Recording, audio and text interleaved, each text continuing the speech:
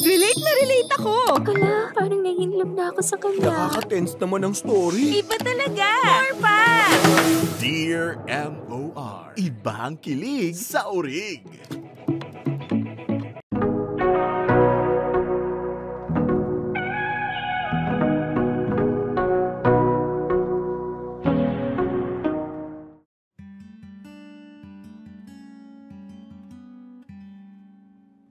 Dear M.O.R. Hello po mga kamarkada. Tawagin niyo na lang akong Jerome. 28 years old, taga Laguna, pero nagtatrabaho bilang analyst sa isang kumpanya sa Quezon City. Panganay ako sa 3 magkakapatid na lalaki. Ang bunso namin ay nasa abroad, habang ang sumunod sa akin na si Jasper ay nagtatrabaho rin sa Quezon City at siyang kasama ko sa apartment. Nagkaroon na ako ng 4 na girlfriend. Ang una ay kaklase ko nung high school, habang ang 3 namang sumunod ay puro sa online ko nakilala. 1 taon at kalahati na ang pinakamatagal. Alam ko na hindi lahat ay naniniwala sa LDR or long distance relationship. Mahirap naman talaga. Pero ako, mas na-attract talaga ako sa mga babaeng nakikilala ko sa social media kaysa sa mga personal kong kakilala. At kahit challenging i-maintain yung ganung setup, kinakaya ko naman. Sisimulan ko ang kwento sa pangatlo kong girlfriend na si Ira. Sa Instagram kami nagkakilala. 1 taon lang ang tanda ko sa kanya at siya yung tipo ng girlfriend na sobrang malambing at ma-effort. Sa katunayan nga, sa Pampanga siya nagtatrabaho noon.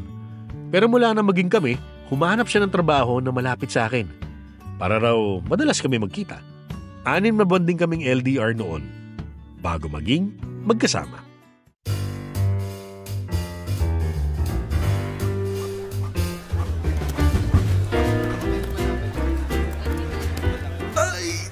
Nangangalhati.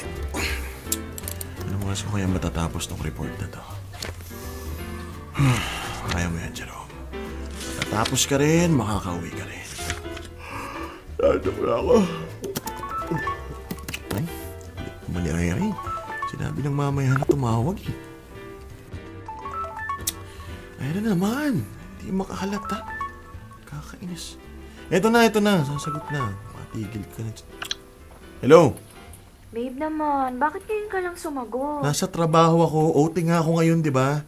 Sabi ko naman sa'yo marami akong report na tinatapos. Tapos kailangan na to lahat bukas. Pero tawag ka pa rin ng tawag. Hindi ba talaga tayo magkikita ngayon? Kahit sandali lang? Kahapon lang, magkasama tayo, di ba? Halos araw-araw na nga eh. Hindi pa pwedeng ibang araw muna tayo magkita? Biyernes naman ngayon, hayaan mo muna ako dito sa trabaho ko. Marami pa ba yan? Sobra!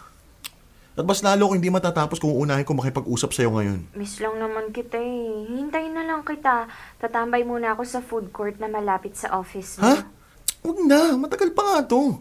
Maghihintay ka lang doon ng matagal. Bukas o kaya sa linggo na lang tayo magkita. Total, di naman kami uuwi sa Laguna. Umuwi ka na. Ayaw mo ba akong makita? Kailan ba naging problema sa akin ang paghihintay sa'yo? Alam mo naman na walang oras na nasasayang sa akin kung sa'yo ko lang din naman ilalaan eh. Ay, ito na naman po siya. Hindi sa ayaw kitang makita. Ang sa akin lang, siguradong pagod na ako pagkatapos dito. Wala na akong gana makipag-usap. Gugustuhin ko na lang umuwi tsaka matulog. At ikaw siguradong pagod ka na rin sa trabaho. Okay? Gusto ko lang din na magpahinga ka. Hindi naman mabigat yung workload ko ngayong araw eh. Ayos lang ako. Huwag mo na akong alalahanin. Basta hintayin kita. Tsaka para makabawas din sa stress mo. Ililibre kita ng favorite Sunday mo mamaya. Uy babe, hintayin kita ha. Tas bukas bawi rin tayo. Pupuntahan na lang kita sa inyo, ha? Please? Pero kasi nga... Basta, sige na. Work ka na muna ulit. I love you and I miss you. Kulit. Bahala ka nga.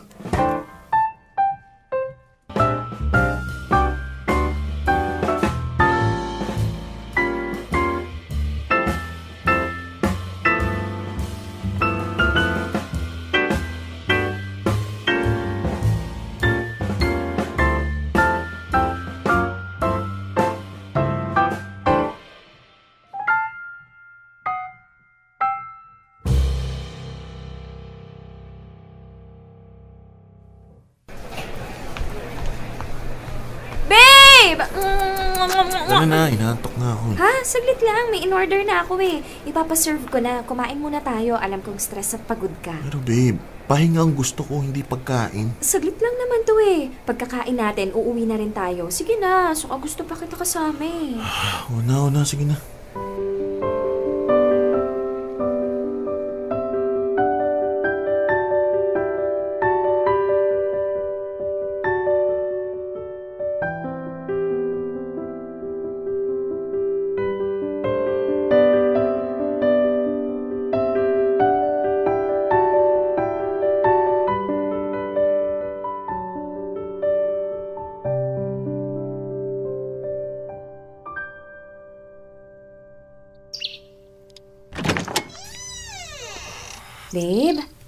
Babe, gising na.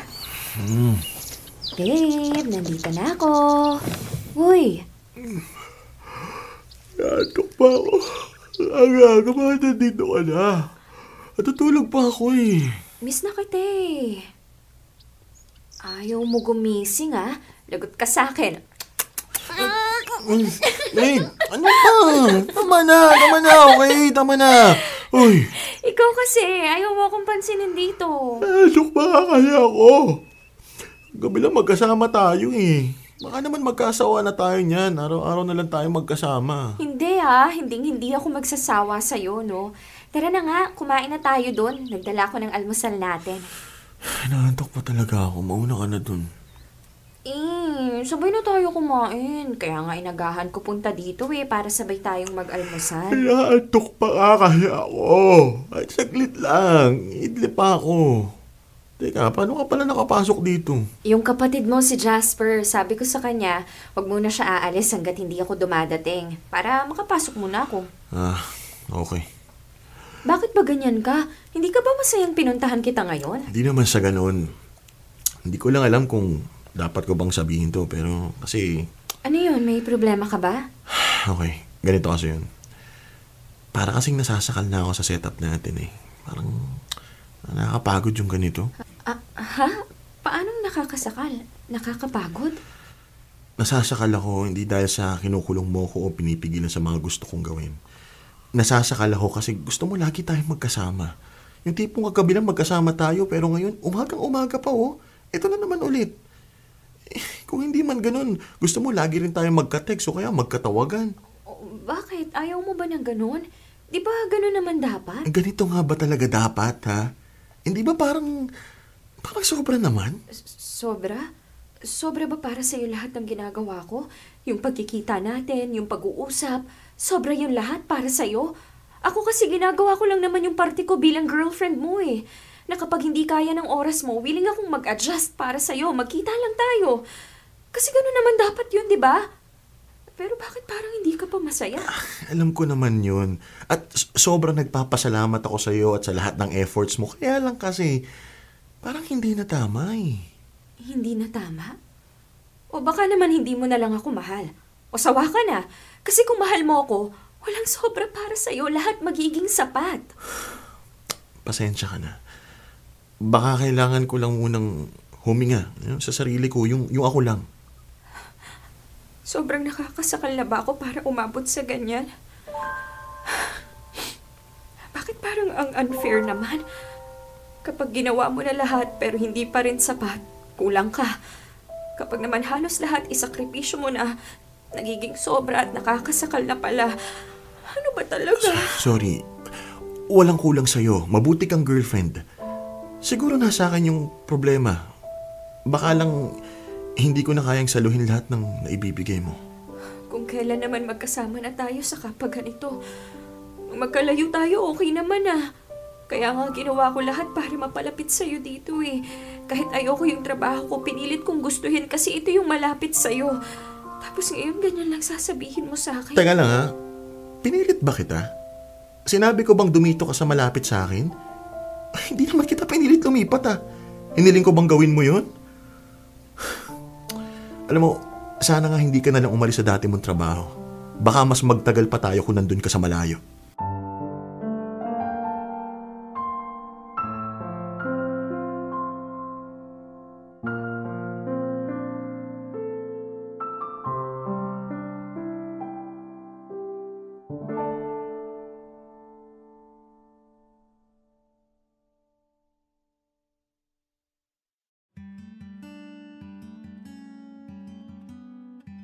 Mga kamorkada, pagkatapos ng ilang linggo, nakipaghiwalay akong tuluyang kay Ira. 4 na buwan nung LDR pa at mahigit 1 buwan lang nung naging magkasama kami. Parang mas gusto ko pa yung setup namin nung magkalayo kami kaysa sa magkasama kami. Hindi ko alam pero nasakal talaga ako sa pagiging clingy niya. Para bang yung pagmamahal niya sa akin ay may halo ng obsession. Kung nasan ako, gusto niya nandun din siya. Halos oras-oras gusto niya kami magkasama o kaya magkausap. Minsan nga nauubusan na ako nagkukwento at sasabihin sa kanya sa totoo lang. Nagmatigas siya nung nakikipag-break na ako sa kanya pero hindi ako pumayag. 1 buwan pa nga ang tumagal bago niya ako tuluyang tantanan after ng hiwalayan namin. 3 buwan matapos to ay nakilala ko naman si Charmaine sa Facebook. Mabait at seryosong tao si Charmaine. 2 o 3 beses lang kami magkita sa 1 buwan. Alam kong madalang pero naging maayos naman ang relasyon namin. Walang problema sa kanya at mas lalong pabor din sa akin. Lalo na't may pagka-workaholic kami pareho. Basta salitan lang kami sa pagpunta sa isa't isa. Minsan siya lumuluwas para sa akin, minsan naman ako ang pumupunta sa kanila.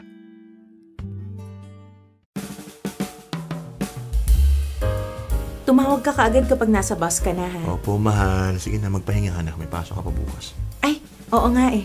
Back to reality na naman.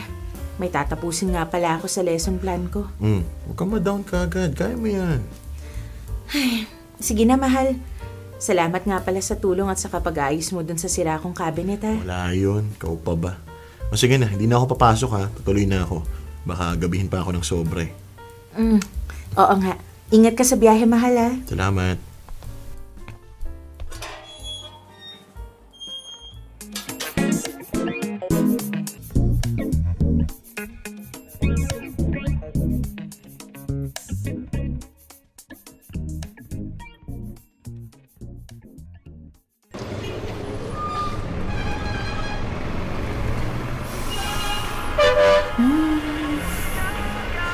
Ang bawat daan ko ay pagtungo at pabalik sa dum-dum-dum.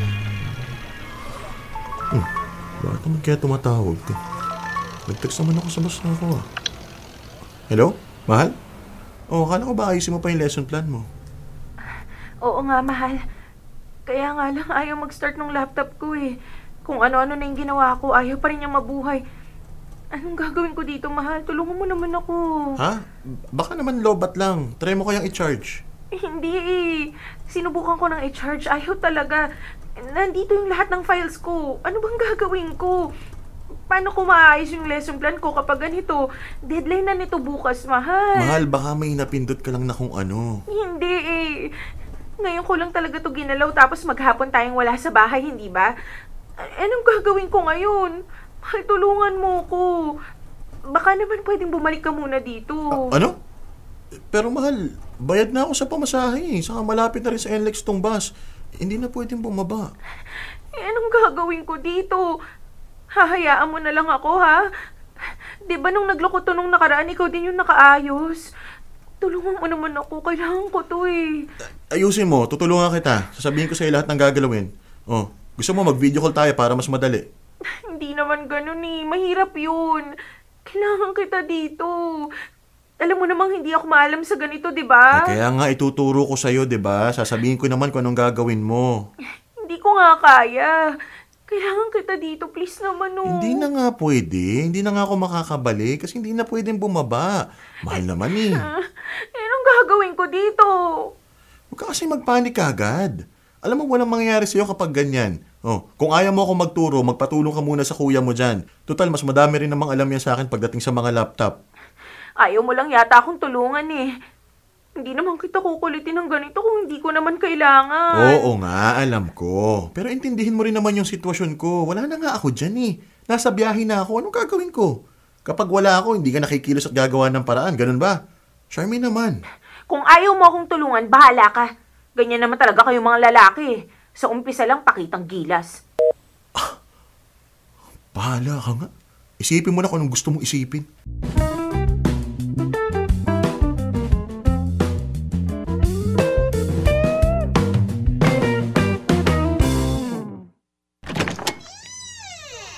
O kuya, nandiyan ka na pala. Kanina pa.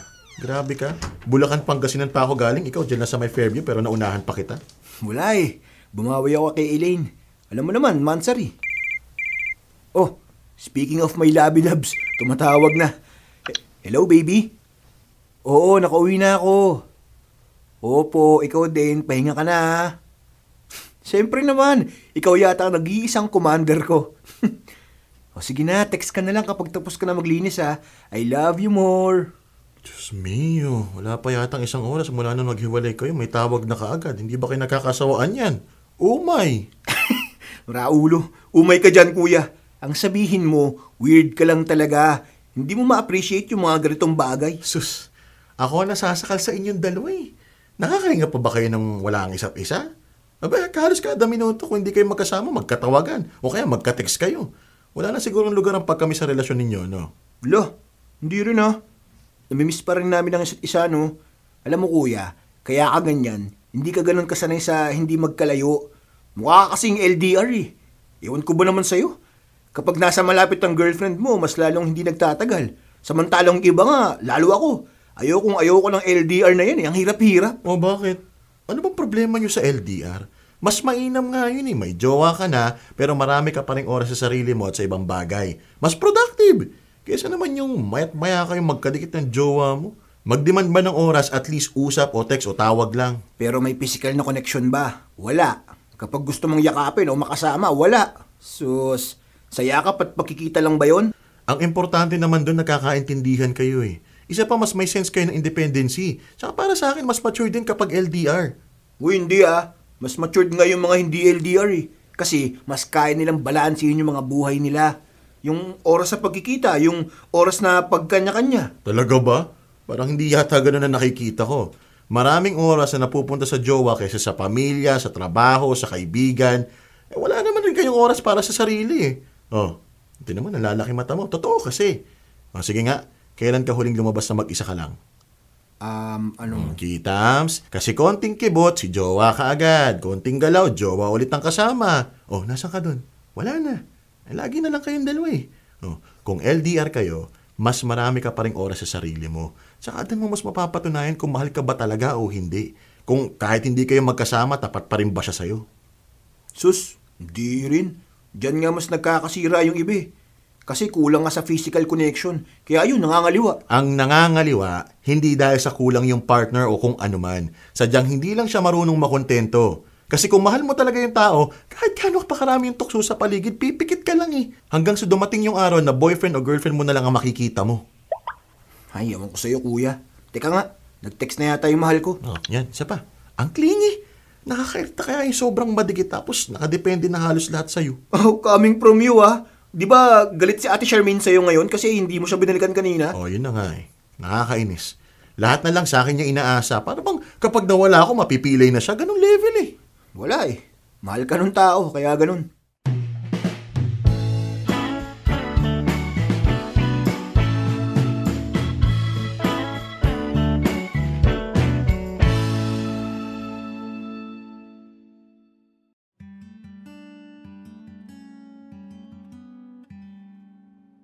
Mga kamorkada, hindi nga nagtagal naghiwalay rin kami ni Charmaine.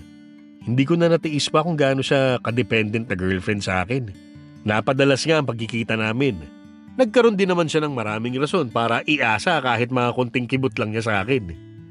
Minahal ko naman siya at naintindihan ko na parte ng relasyon ang pagdalambing o kung anuman. Pero ramdam ko rin kapag sobra na at hindi na tama. Oo, 2 tao kami nagmamahalan. Pero hindi naman ayos na kasabay nito unti-unti na rin mawala yung pagkatao naming bawat isa. Na tipong kapag nabanggit siya, kabuntot na lagi yung pangalan ko at ganun din sa akin. Mahigit 1 buwan pagkatapos namin maghiwalay ni Charmaine, ay nakilala ko naman si Lori.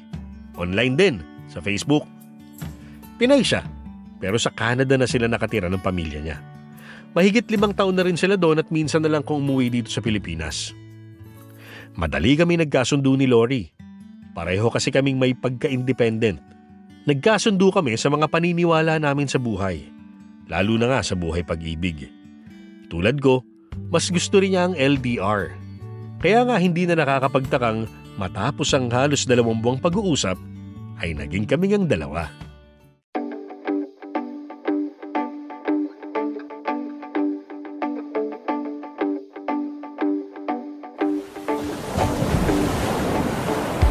Morning, love.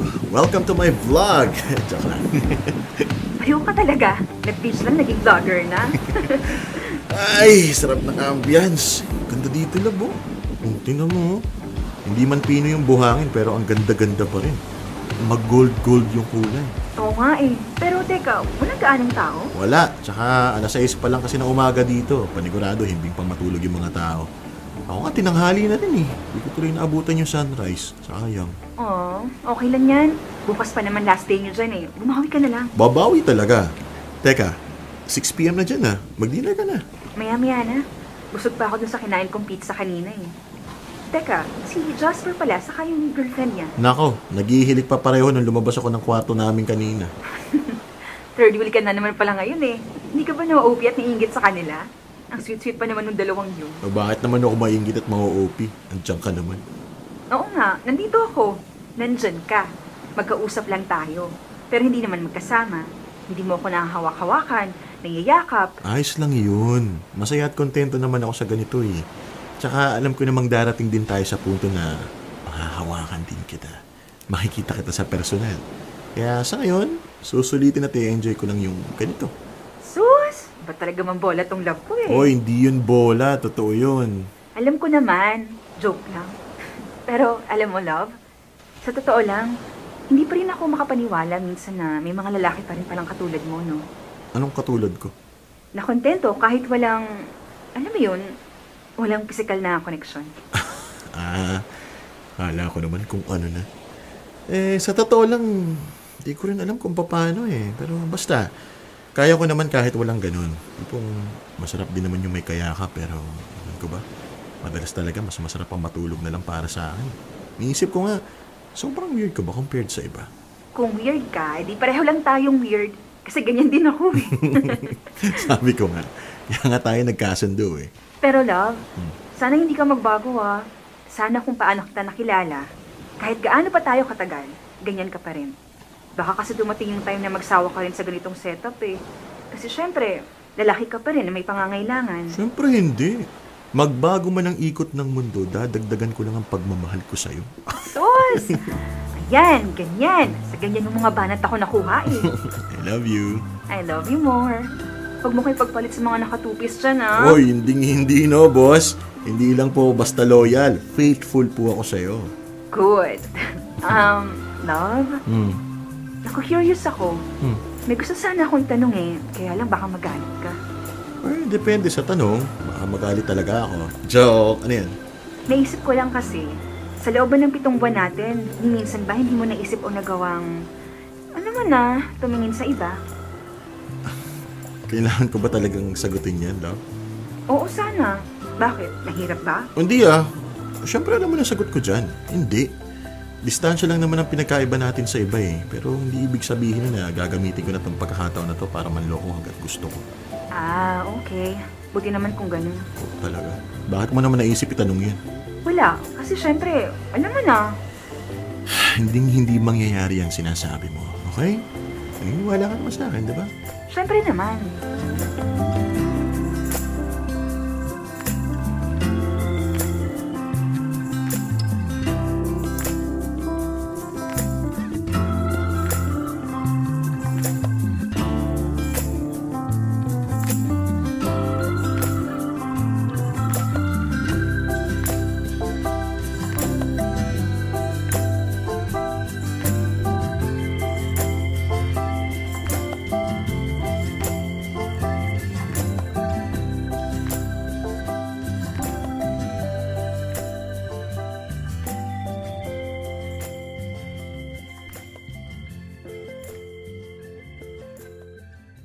Dear MOR Classics, ang mga kwento noon, ngayon.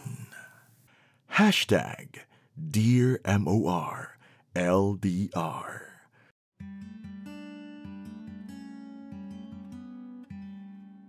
Mga kamorkada, hindi naman ako taong pinanganak lang kahapon para hindi malaman ang pinupunto ni Lori.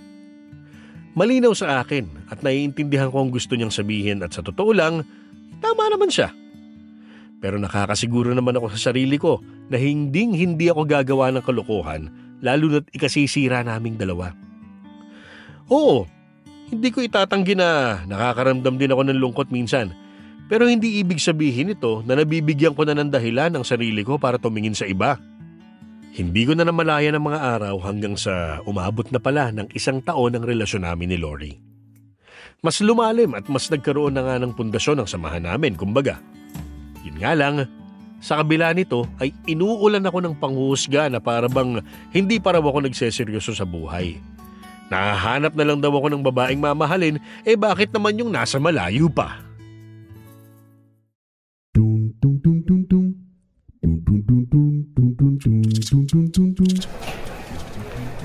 Saan ba talaga tayo pupunta? Bakit hanggang ngayon ayaw mo sabihin sa akin? Nangawit na akong kalalakad Baka asarin mo ko kapag nalaman mo agad kung saan Loh, parang timang. Ano tayo, bata? Saan ba kasi? Alam mo, inistorbo-storbo mo ako tapos di mo man lang masabing gagawin natin dito sa mall. Ba naman? Ingay mo naman kuya. Hindi na lang kasi sumunod sa akin. Mas kinakabahan tuloy ako. Ha? At bakit ka naman mas kinakabahan, ha? Ano ba kasi talagang... Nakikita mo na ba yung shop na tinitignan ko? Alin? Yung tindahan ng mga alahas? O ano namang... Teka, bakit ka bibili dyan? Reregaluhan mo ko? Kitams? OA ka rin talaga mag-react minsan Anong OA? Bakit mo kasi ako sasama dyan kung... Anak nang wag mong sabihin tama ang nasa isip ko. Bakit? Ano ba yung nasa isip mo? Ikaw. Tapos sing-sing. Tapos girlfriend mo.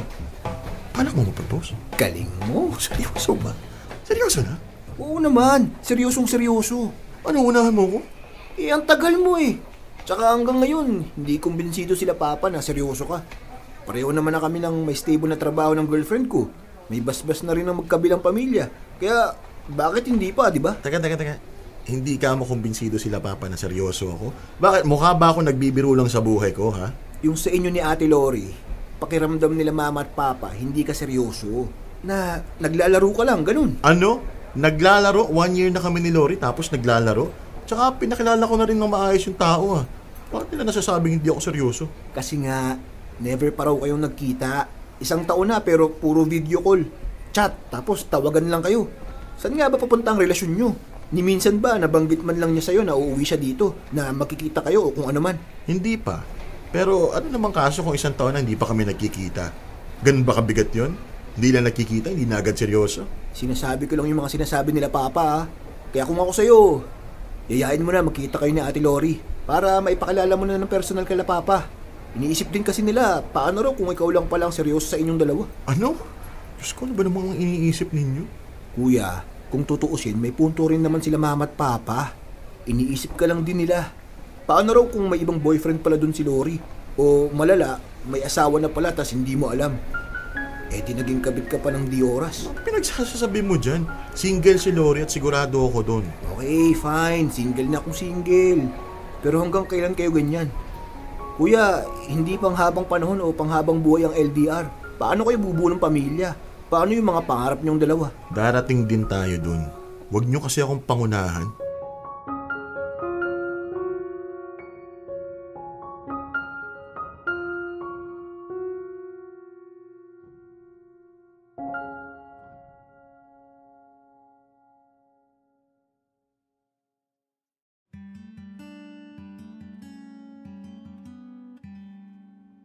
Mga kamorkada, alam ko namang hindi ako naiintindihan ng ibang tao sa pagpili ko ng long-distance relationship. Hindi ko naman sila masisisi dahil kanya-kanya naman tayo ng pinaniniwalaan. Pero ang sa akin lang, gusto ko lang malaman nila na hindi lahat ng LDR ay palpak, hindi seryoso at duwag lang sa commitment. May rason kami ni Lori pareho kung bakit itong pinasok namin. Lumipas ang mga araw at nagulat na lang ako na halos magdadalawang taon na kami ni Lori.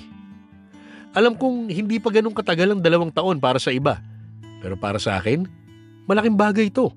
Hindi na naman kasi ganun kadali ang mga pinagdadaanan naming dalawa habang tumatagal. Lalo na nga ni minsan ay hindi pa namin napapag-usapan ang pagkikita.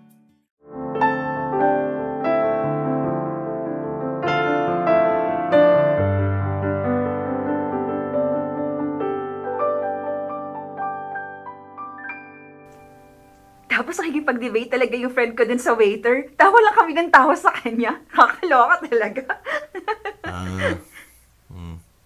Love, okay ka lang ba? Uy, love. May problema ba? Ha? Ayos ka lang ba?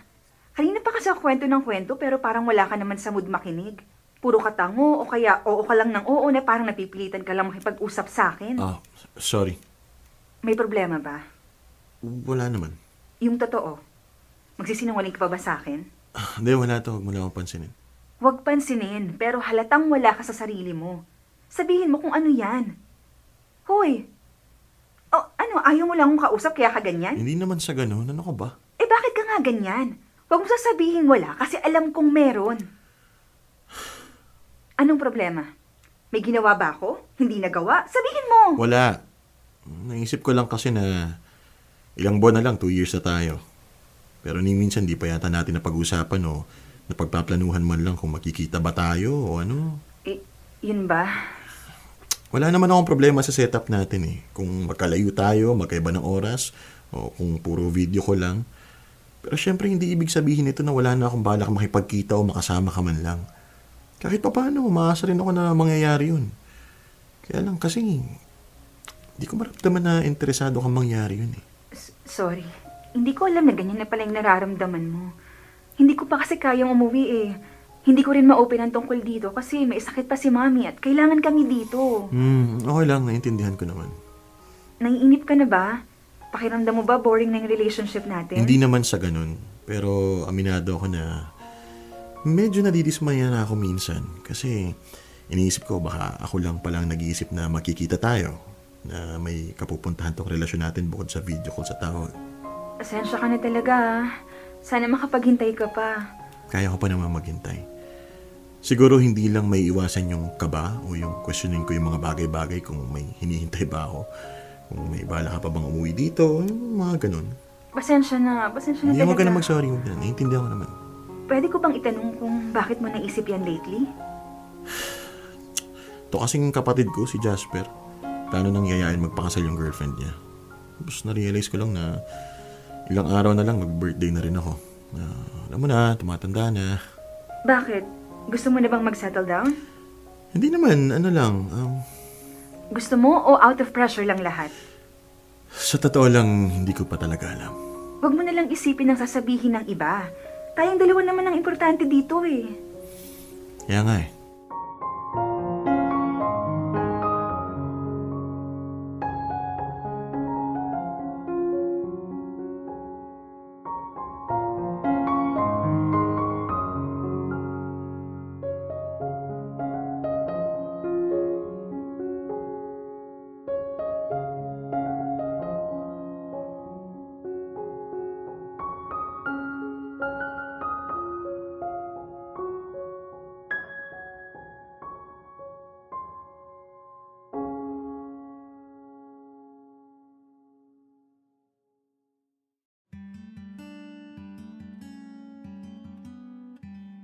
Mga kamorkada, sa kabila ng nangyari at sa kabila ng mga pagdududang naririnig ko sa pamilya, kaibigan o kahit kakilala lang, ay nagpatuloy ang relasyon namin ni Lori. Kahit habang tumatagal ay mas humihirap, pinilit kong kayanin. Maraming tukso sa paligid at aaminin kong ilang beses na akong muntik bumigay. Nandiyan kung sino-sino pa rin ang nirereto sa akin o kaya ay lagi ako niyayaya sa bar at iniiwan sa mga babae. Lagi akong sinasabihan ng mga tao sa paligid ko na hindi uuwi si Lori para sa akin, na hindi raw ito seryoso tulad ko. Pero kumapit lang ako at mas naniwala kay Lori. Hanggang sa mas nauna ko pang makilala ang pamilya niya kaysa sa kanya, lalo na ang paborito niyang si Lola Carmen.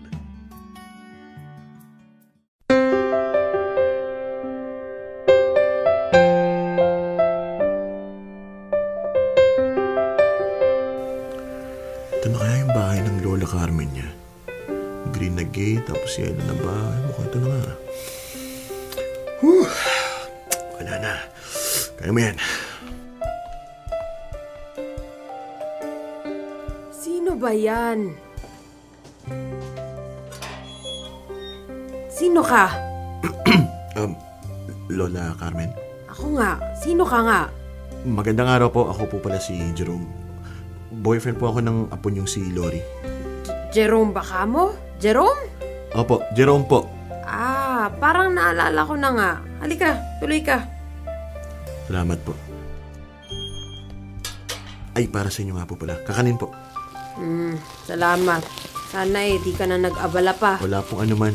Nakwento po ni Lori na mahilig daw po kayo sa kakanin eh. Oo nga. Maupo ka. Salamat po. Taga-saan ka nga pala ulit? Sa Laguna po, pero nag-a-apartment po ako sa Quezon City ngayon. Paano mo nga pala nakilala ang apo ko? Sa Facebook po. Facebook? Ano ba yung Facebook na yan? Tinuturo sa akin yan ng mga apo ko pero di ko maintindihan talaga. Bali ano po Lola, social media po siya. Ay, nako, di ko talaga yan alam eh. Teka nga, totoo bang 2 taon na kayo ng apo ko ha? Pero di pa kayo nagkikita? Opo. Kalain mo nga, pwede pala yun. Seryoso ka ba sa apo ko? Baka naman kung sino-sino na palang babae ang kinakalantari mo rito habang nasa ibang bansa siya. Ay, nako, hindi po. Seryoso po ako sa apo niyong si Lori, tsaka mahal ko po siya. Hindi ko po yung magagawang lokohin. Yabay, dapat lang. Ako kabisado kong magmahal yung apo kong yan. Ako ang nagpalaki dyan habang nasa abroad ang mama at papa niyan at hindi pa sila kinukuha doon sa Canada. Naikwento nga po niya. Marami rin siyang kwento sa akin tungkol sa'yo kaya nga natutuwa ako. Doon kasi, 1 beses lang nagka-boyfriend yun. Pero hindi nagtagal at niloko siya. Kaya nga pala yung payo ko na mag-iingat siya. Huwag po kayong mag-alala. Hindi ko po magagawa kay Lori yan. Sana nga, hintayin mo ang apo ko. Alam mo, ibang magmahal ang apo kong yun. Kahit magkalayo na kami, hindi yun pumalya sa pagpaparamdam ng pagmamahal niya sa akin. Laging nagpapadala ng kung ano-ano na may sulat pa yung batang yun. Napakalambing. Totoo nga po. Nararamdaman ko rin po na ganun nga po siya. Kaya wag na wag mong sasayangin ang pagkakataong binigay niya sa'yo, ha? Alam kong mahirap ang magkalayo, pero sasabihin ko sa'yo na ika nga sulit ang paghihintay sa apo ko. Maniwala ka.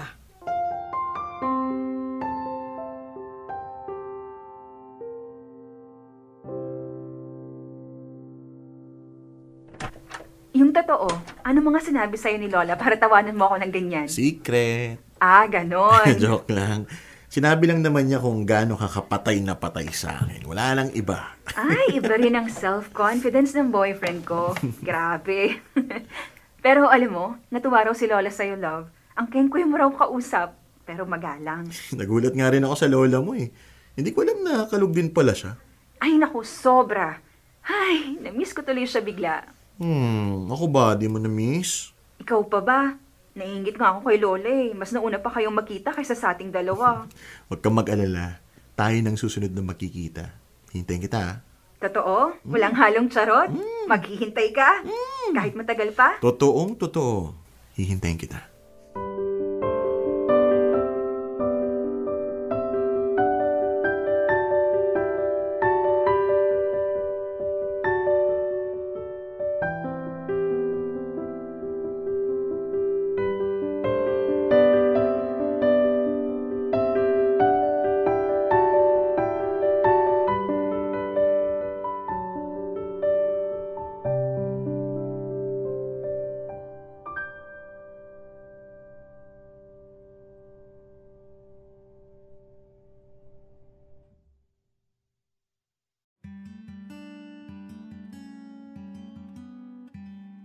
Mga kamorkada, alam kong marami ang hindi naniniwala sa LDR.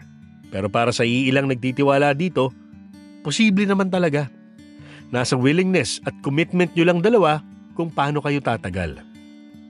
Kami ni Lori, for 2 straight years, never pang nagkita at hanggang ngayon ay naghihintay ako. Pero sa darating na April next year, magkikita na kami dahil uuwi sila ng pamilya niya para magbakasyon. Nang sabihin niya sa akin ang tungkol dito, hindi ko alam yung mararamdaman ko. Halo-halong kaba, excitement, kasi sa wakas, matapos ang matagal na paghihintay, magtatagpo rin kami. Alam ko na ilang buwan pa ang hihintayin ko. Minsan, dumadalaw pa rin ang lungkot. Pero tuwing naiisip ko yung darating na araw na yon, nawawala lahat ng pagdududa at kung ano-ano pa. Dahil alam kong sa kabila ng lahat, worth it to. Ang daming panghuhusga sa LDRs. Pero sa kabila ng milya-milyang layo, hindi ba't relasyon at samahan pa rin naman to ng dalawang taong nagmamahal? Mas kailangan lang talagang doubling effort, sakripisyo, tapang at tiwala. Pero kaya at kakayanin kung gugustuhin talaga. Maraming salamat sa pagbabasa ng kwento ko. Hiling ko ang marami pong blessings para sa inyong programa. Nagmamahal, Jerome. Dear MOR Classics, ang mga kwento noon, ngayon. #Dear MOR LDR